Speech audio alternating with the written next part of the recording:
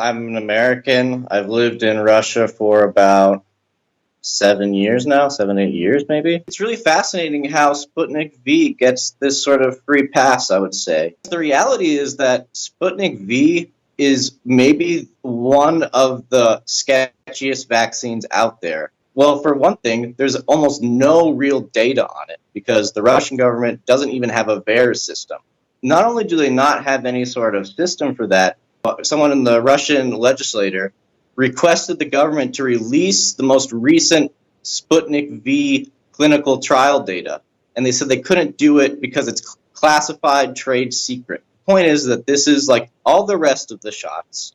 And Russia has adopted coercive policies that have basically forced Russians to choose between their livelihoods and getting this shot. Am I saying that it's worse in Russia? Not necessarily, but it's just the same. You know, it's exactly what's happening everywhere else. Almost like it's following some sort of, I don't know, World Economic Forum agenda or something. But that's just a load of hooey. It's not like Russia and the Kremlin and Putin are connected to the World Economic Forum, right? We want to talk about the World Economic Forum.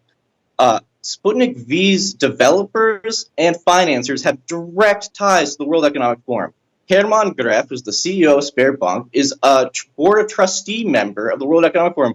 This guy, even though he's a banker, was in charge of basically putting the seed money down and setting up logistics for creating this vaccine. The guy who funds Sputnik V is the CEO of Russia's direct investment fund. Kirill Dmitriev is a World Economic Forum young global leader, class of 2009. The ties here are actually pretty extensive if you really go into it. Russia has agreements with AstraZeneca, and the Russian government is invested in AstraZeneca. What you have to understand about Sberbank, it's almost like an Amazon plus a bank because it does everything. Herman Gref came out and said, we're not a bank anymore. You're just going to call us Spare, take out the bank, and we are going to offer a universe of services to the Russian people.